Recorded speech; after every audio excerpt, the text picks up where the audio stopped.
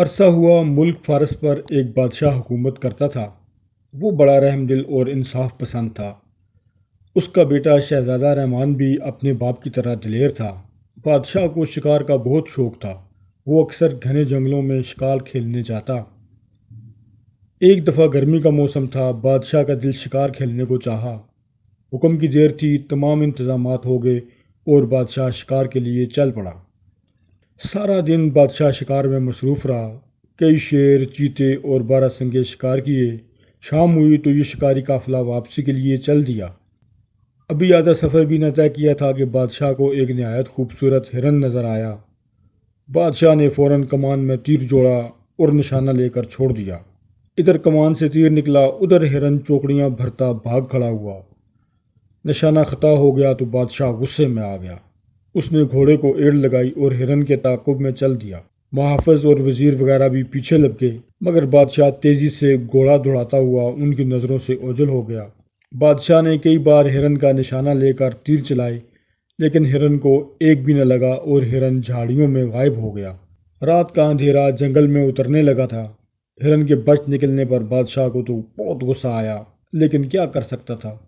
اندھیرا بڑھتا جا رہا تھا، اس لیے اس نے واپس جانا ہی مناسب سمجھا۔ بادشاہ نے گھوڑے کی باگ موڑی اور ایڑ لگانے ہی والا تھا کہ رات کی خاموشی کو چیرتی کسی کے رونے کی آواز اس کے کانوں میں پڑی۔ بادشاہ چونک اٹھا۔ آواز کسی عورت کی تھی۔ اس ویران اور بھیانک جنگل میں عورت کہاں سے آ گئی؟ پہلے تو بادشاہ یہ سوچ کر گھبرا گیا کہ کوئی بھوتنی یا چڑیل تو نہیں ہے، لیکن پھر اسے خیال آیا کہ ممکن ہے کوئی مظلوم عورت ہو۔ رونے کی آواز قریب سے ہی آ رہی تھی۔ بادشاہ گھوڑے سے اتر آیا اور لگام تھام کر اس کی طرف بڑھا۔ درختوں کے جھنڈ میں ایک پرانا کنواں تھا، جس کی منڈیر پر ایک نہایت ہی خوبصورت عورت بیٹھی رو رہی تھی۔ اس کا رنگ دودھ ایسا سفید اور بال سنہرے تھے۔ اس نے پھٹے پرانے کپڑے پہن رکھے تھے۔ بادشاہ نے نزدیک جا کر بڑے نرم لہجے میں پوچھا، اے خاتون، تو کون ہے اور اس ویران جنگل میں بیٹھی کیوں رو رہی ہے؟ میں اس ملک کا بادشاہ ہوں، مجھے بتاؤ کس نے تم پر ظلم کیا ہے؟ عورت نے آنسو بہاتے ہوئے کہا، اے بادشاہ، میرا نام نگینہ ہے، میں پڑوسی ملک کی رہنے والی ہوں۔ میرا باپ مر گیا تو چچا نے ساری جائیداد پر قبضہ کر لیا اور مجھے جنگل میں خونخوار جانوروں کا لقمہ بننے کے لیے چھوڑ گیا ہے۔ یہ کہہ کر عورت زور زور سے رونے لگی۔ بادشاہ کو اس پر رحم آیا۔ بادشاہ نے اسے اپنی ملکہ بنانے کا فیصلہ کیا۔ اس کی پہلی ملکہ تو کئی سال ہوئے فوت ہو چکی تھی۔ بادشاہ نے نگینہ کو گھوڑے پر بٹھایا اور واپس چل دیا۔ تھوڑے دور ہی گیا تھا کہ اس کے محافظ اور وزیر مل گئے جو اسے ڈھونڈتے پھر رہے تھے۔ بادشاہ ان کے ساتھ واپس محل میں لوٹ آیا۔ اگلے دن بادشاہ نے نگینہ سے شادی کر لی اور وہ ملکہ نگینہ بن گئی۔ گھر گھر خالص گھی کے چراغ جلنے لگے، ہر طرف نوبتیں اور نکارے بجتے رہے، ہر اعلیٰ و ادنیٰ خوشیاں منا رہا تھا۔ کئی دن تک بادشاہ کی شادی کی خوشی میں جشن منایا جاتا رہا۔ شہزادے رحمان کو بھی بہت خوشی ہوئی تھی۔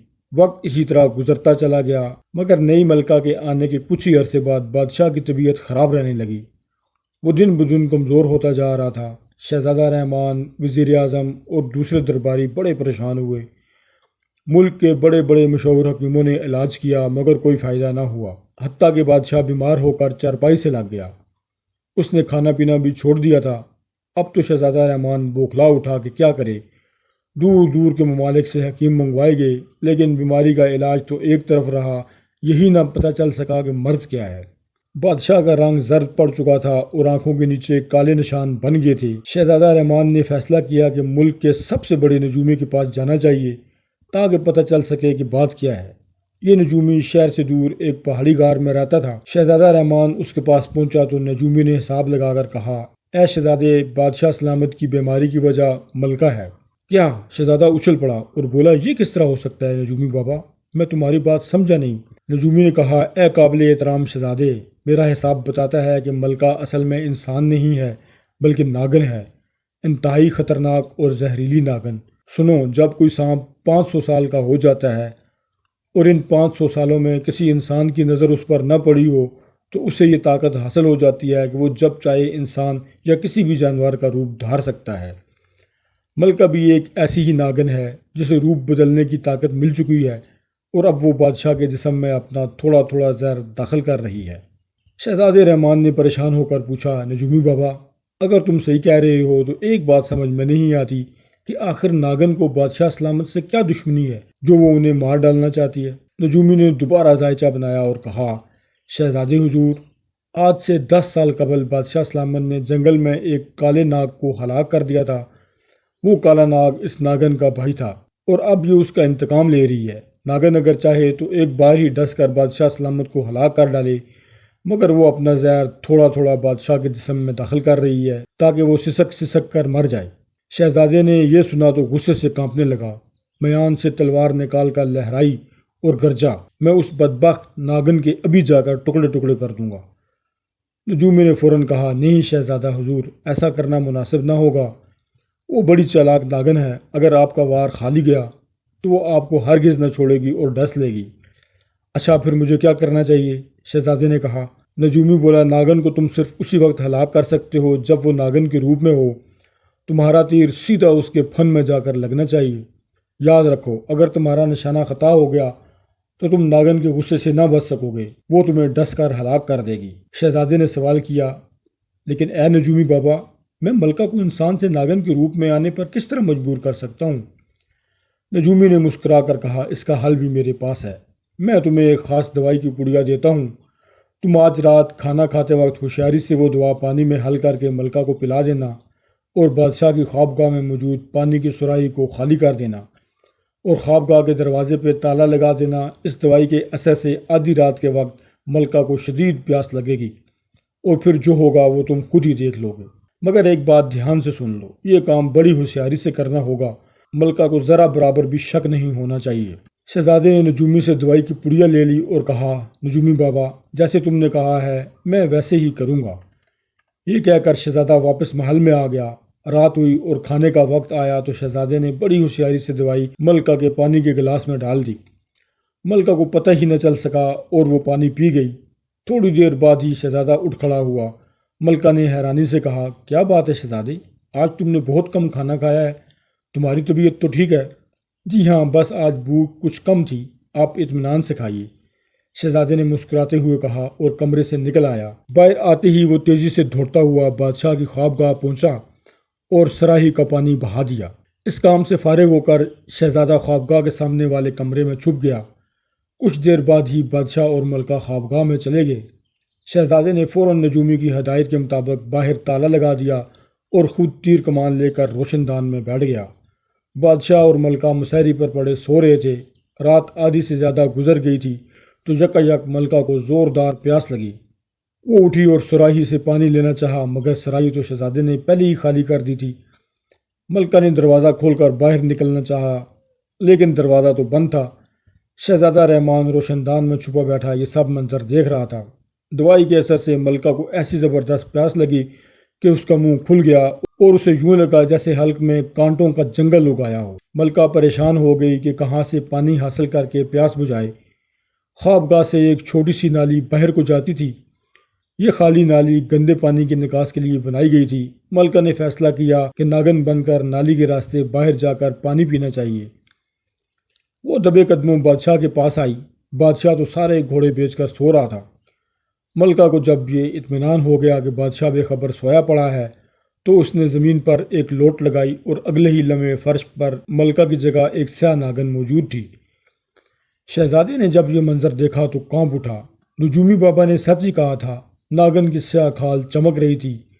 وہ بل کھاتی لہراتی نالی کے راستے باہر نکل گئی اور شہزادے کو وقت ہی نہ مل سکا کہ تیر چلا سکے۔ شہزادہ جلدی سے روشن دان سے اترا اور گھوم کر باغ میں پہنچ گیا۔ اسے یقین تھا کہ ناگن ملکہ باغ کے تالاب میں پانی پینے گئی ہے۔ چاندنی رات تھی، چاند کی زرد روشنی میں سبزہ بڑا بلا معلوم ہو رہا تھا۔ شہزادے کا خیال بالکل درست تھا، ملکہ واقعی تالاب سے پانی پی رہی تھی۔ پانی پینے کے بعد اس نے پھن پھیلا کر ایک زوردار پھنکار ماری۔ شہزادہ ایسی جگہ چھپا کھڑا تھا کہ ملکہ کے پھن کا نشانہ نہیں لے سکتا تھا۔ ناگن ملکہ کچھ دیر کو گھاس پر لہراتی رہی، پھر ایک طرف چل پڑی۔ اس کا رخ خوابگاہ کی طرف نہیں تھا، بلکہ وہ محل سے باہر والے راستے پر جا رہی تھی۔ شہزادہ رحمان اس کے پیچھے پیچھے تھا۔ محل سے نکل کر ملکہ اس راستے پر ہو لی جو جنگل کو جاتا تھا۔ شہزادہ رحمان بڑی ہوشیاری سے اس کا پیچھا کر رہا تھا۔ یہ بھی خدا کا شکر تھا کہ چاندنی رات تھی، ورنہ اندھیرے میں ناگن کب آتی۔ ناگن ملکہ گھنے جنگل میں پہنچ گئی اور ایک غار کے باہر رک کر اس نے زوردار پھنکار ماری اس کی پھنکار کے جواب میں غار کے اندر ایک دوسرے ناگ کی خوفناک پھنکار سنائی دی۔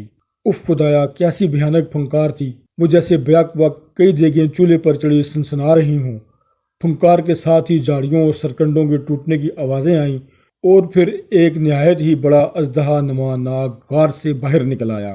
ناگ کے سیاہ جسم پر سنہرے رنگ کا تاج تھا جس سے تیز شعائیں نکل رہی تھیں۔ یہ جنگل کا شیش ناگ تھا جو ناگن کے سامنے آ کر پھن پھیلا کر کھڑا ہو گیا۔ ناگن سرمستی کے عالم میں جھوم رہی تھی۔ شیش ناگ کی آنکھیں شعلوں کی مانند دہک رہی تھیں اور دو شاخی زبان بجلی کی طرح لپ لپا رہی تھی۔ دونوں ناگ کچھ دیر ایک دوسرے کو دیکھتے رہے، پھر ناگن شیش ناگ سے لپٹ گئی اور وہ دونوں ناچنے لگے۔ شہزادہ رحمان اس دوران ایک درخت پر چڑھ چکا تھا۔ وہ انتہائی حیرت ناک اور خوفناک منظر دیکھ رہا تھا۔ تیر کمان اس کے ہاتھ میں موجود تھا اور وہ مناسب موقع کی تلاش میں تھا۔ کچھ دیر تک ناگن اور ناگ ناچتے رہے، پھر ایک دوسرے سے علیحدہ ہو گئے۔ شیش ناگ اپنے غار میں واپس چلا گیا اور ناگن واپسی کے لیے مڑی۔ یہی وہ لمحہ تھا جس کا شہزادہ رحمان کو انتظار تھا۔ ناگن کا پھیلا ہوا غلیظ چپٹا سر اس کی آنکھوں کے عین سامنے تھا۔ شہزادے نے خدا کا نام لیا اور تیر چھوڑ دیا۔ ہوا کو چیرتا سنسناتا ہوا تیر ناگن کے پھن کے آر پار ہو گیا۔ ناگن کا اٹھا ہوا سر جھٹکے سے پیچھے کی طرف جا گرا۔ وہ بڑے درد بھرے انداز میں پھنکاری اور بل کھانے لگی۔ بل کھاتے ہوئے ناگن نے انسانی روپ میں آنے کی کوشش کی، لیکن ابھی اس کا اوپر کا آدھا دھاڑی انسانی شکل میں آیا تھا کہ اس کی جان نکل گئی۔ ناگن کی پھنکاریں سن کر شیش ناگ بڑے غضبناک انداز میں پھنکارتا غار سے نکلا۔ اس کے منہ سے شعلے نکل رہے تھے جو آس پاس کی جھاڑیوں کو جلا کر خاک کر دیتے تھے۔ شہزادہ رحمان اس دوران کمان میں نیا تیر لگا چکا تھا۔ اس نے شیش ناگ کی دائیں آنکھ کا نشانہ لے کر تیر چھوڑ دیا۔ تیر نشانے پر بیٹھا، ناگ بری طرح بل کھا کر تڑپا۔ شہزادے نے جھٹ دوسرا تیر چھوڑا اور ناگ کی بائیں آنکھ بھی ختم ہو گئی۔ شیش ناگ اندھا ہو چکا تھا، اسے اب کچھ نظر نہیں آ رہا تھا۔ وہ پھنکارے مارتا اپنا سر بار بار درختوں اور پتھروں پر پٹک رہا تھا۔ شہزادے نے پے در پے تیر چلا کر ناگ کو ہلاک کر دیا اور درخت سے نیچے اترایا۔ آدھی انسان اور آدھی ناگ ملکہ مری پڑی تھی۔ شہزادے نے غار میں جا کر دیکھا کہ کہیں کوئی اور سانپ تو نہیں، مگر وہاں تو انسانی کھوپڑیوں اور ہڈیوں کا ڈھیر لگا ہوا تھا۔ یہ ان بدنصیب مسافروں کی ہڈیاں تھیں جو راستہ بھٹک کر شیش ناگ کے غار کی طرف آ نکلے تھے اور ناگ نے انہیں ڈس کر ان کا گوشت نوچ نوچ کر کھا لیا تھا۔ باہر آ کر شہزادے نے مرے ہوئے شیش ناگ کا پھن خنجر سے چیر کر من باہر نکال لیا۔ سانپ کا من ایک بڑے ہیرے کی مانند چمکدار ہوتا ہے۔ اس میں یہ خاصیت ہوتی ہے کہ یہ زہر کو چوس لیتا ہے۔ شیش ناگ کے من کو جیب میں ڈال کر شہزادے نے مری ہوئی ناگن ملکہ کو اٹھایا اور محل کی طرف چل دیا۔ جس وقت وہ محل پہنچا، رات کی تاریکی چھٹنے لگی تھی۔ محل کے محافظوں نے جب شہزادے رحمان کو ملکہ کی لاش اٹھائے دیکھا تو دنگ رہ گئے، اور اس وقت تو ان کی چیخیں نکل گئیں جب انہوں نے دیکھا کہ ملکہ کا آدھا دھڑ انسان کا اور آدھا ناگن کا ہے۔ شہزادہ رحمان بادشاہ کی خوابگاہ پہنچا۔ بادشاہ بے خبر پڑا سو رہا تھا۔ شہزادے نے اسے بیدار کیا اور ساری کہانی سنا دی۔ دہشت کے مارے ایک بار تو بادشاہ لرز اٹھا۔ اس خیال نے ہی اس پر کپ کپی طاری کر دی تھی کہ وہ ایک خطرناک ناگن کو اپنی ملکہ بنائے ہوئے تھا۔ اس نے ایک ناگن سے شادی کر رکھی تھی اور یہی اس کی بیماری کی وجہ تھی۔ یہ ناگن ملکہ کا زہر ہی تھا جس نے بادشاہ کو بیمار کر رکھا تھا، کیونکہ وہ اپنے ناگ بھائی کا بادشاہ سے انتقام لے رہی تھی۔ بادشاہ نے شہزادے رحمان کو گلے سے لگا لیا اور کہا، بیٹا، تم نے اپنی جان پر کھیل کر اس خبیث ناگن کو ہلاک کر کے مجھے نئی زندگی دی ہے۔ شہزادے نے سر جھکا کر کہا، ابا حضور، یہ تو میرا فرض تھا۔ اچھے بچے وہ ہوتے ہیں جو اپنے ماں باپ کی خدمت کرتے ہیں اور ان کا ہر حکم مانتے ہیں۔ یہ کہہ کر شہزادے رحمان نے شیش ناگ کے من کو جیب سے نکالا اور بادشاہ کے منہ سے لگا دیا۔ من نے فوراً ناگن کا زہر چوس لیا اور بادشاہ بھلا چنگا ہو گیا۔ اسی وقت ناگن ملکہ کا جسم چر چر کر کے جلنے لگا اور دیکھتے ہی دیکھتے وہاں راکھ کے چھوٹے چھوٹے سے ڈھیر کے سوا کچھ نہ بچا۔ شاہ فارس نے تخت و تاج اپنے بیٹے رحمان کے سپرد کیا اور خود یاد الہی میں مصروف ہو گیا۔